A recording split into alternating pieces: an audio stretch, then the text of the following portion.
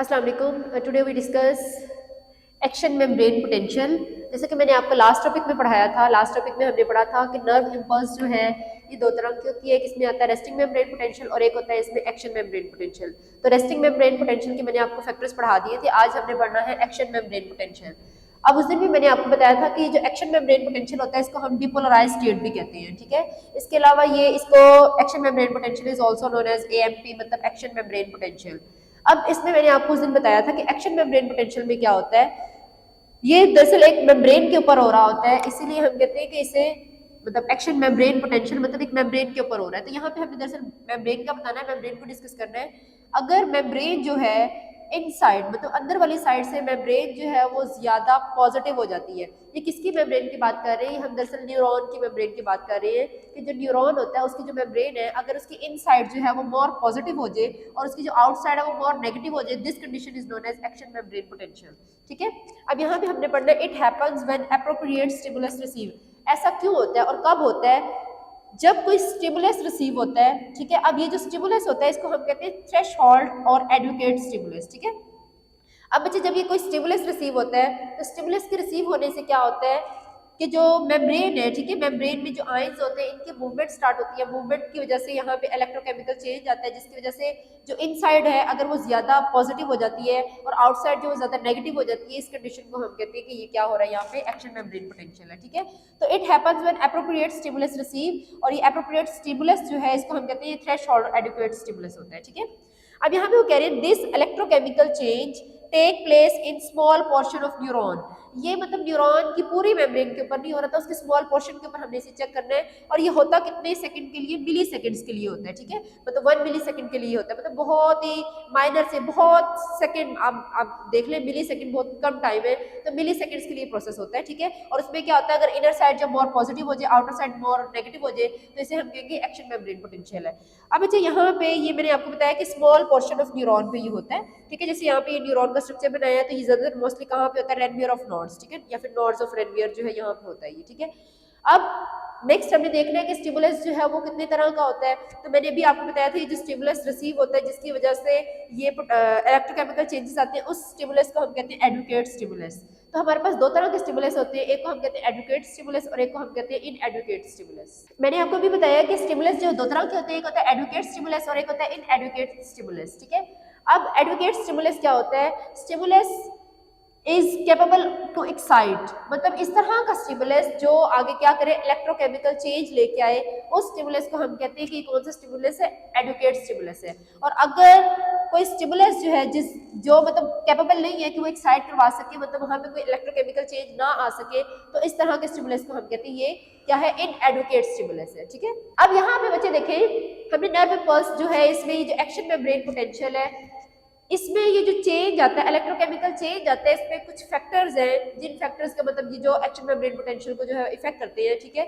अब सबसे पहले यहाँ पे जो फैक्टर है उसको हम कहेंगे इनफ्लक्स ऑफ सोडियम आयंस, मतलब सोडियम आयंस का मूव करना, ठीक है। अब जैसे यहाँ पे देखिए threshold stimulus causes membrane to become more permeable sodium ions due to opening of sodium gets.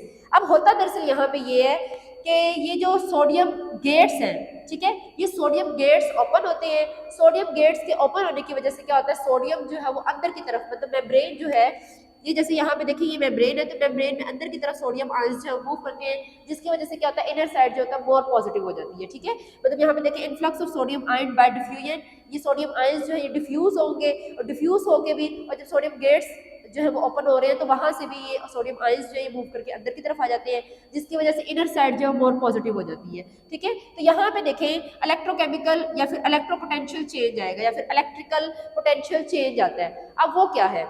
यहाँ पे मैंने आपको बताया था कि जब इनर साइड जो है वो मोर नेगेटिव होती है और आउटर साइड जो मोर पॉजिटिव होती है इसको हम कहते हैं रेस्टिंग मेम्ब्रेन पोटेंशियल, और ये होता है -70 मिलीवोल्ट पे, ठीक है। अब दरअसल यहाँ पे रेस्टिंग मेम्ब्रेन पोटेंशियल से आगे क्या होना है? Action membrane potential. तो ये जो -70 मिलीवोल्ट है टूवर्ड जीरो, ये पहले जीरो की तरफ कन्वर्ट होगा, जीरो की तरफ जाएगा, फिर क्या होगा and then reach to about -50 millivolt. तो फिर ये क्या होगा? -50 मिलीवोल्ट पे चला जाएगा, ठीक है। अब ये जो -70 था, इसमें हम कहते हैं कि ये रेस्टिंग मेम्ब्रेन पोटेंशियल है, और रेस्टिंग मेम्ब्रेन पोटेंशियल पे क्या होता है, जो इनर साइड होती है मोर नेगेटिव होती है और आउटर साइड जो है मोर पॉजिटिव होती है। लेकिन अगर हम बात करें -50 मिलीवॉल्ट की, तो इसमें क्या होता है, इस कंडीशन में इनर साइड जो मोर पॉजिटिव होती है और आउटर साइड जो मोर नेगेटिव होती है। ठीक है, अब देखिए जैसे कि मैंने यहाँ पे आपको बताया, अगर हम यहाँ पे स्टेट को देखें, डिस्कस करें, यहाँ पे the electropositive inside and electronegative outside leaves for about 1 millisecond. मैंने भी आपको बताया कि ये जो प्रोसेस है जिसमें जो मेम्ब्रेन की बाहर वाली साइड है वो मोर नेगेटिव होगी और जो अंदर वाली साइड है वो मोर पॉजिटिव होगी, तो ये होता है मिली सेकेंड्स के लिए, जो प्रोसेस है मिली सेकेंड्स के लिए होता है। ठीक है, till the sodium gates are not close, और ये तब तक रहता है जब तक कि सोडियम गेट्स जो है वो क्लोज नहीं हो जाते, क्योंकि सोडियम गेट्स ओपन है तभी तो वहां से सोडियम आयंस जो वो इनफ्लक्स करके मतलब अंदर की तरफ मूव कर रहे हैं, जिसकी वजह से इनसाइड जो मोर पॉजिटिव हो रही है। तो ये प्रोसेस तब तक रहता है जब तक कि सोडियम गेट्स जो है वो क्लोज नहीं हो जाते। अब यहाँ पे देखें, ये रेस्टिंग मेम्ब्रेन पोटेंशियल था, ये क्या था, आरएमपी, मतलब रेस्टिंग मेम्ब्रेन पोटेंशियल, और यहाँ पे कितनी वैल्यू है, -70 मिलीवोल्ट, जैसे मैंने आपको पीछे भी बताया।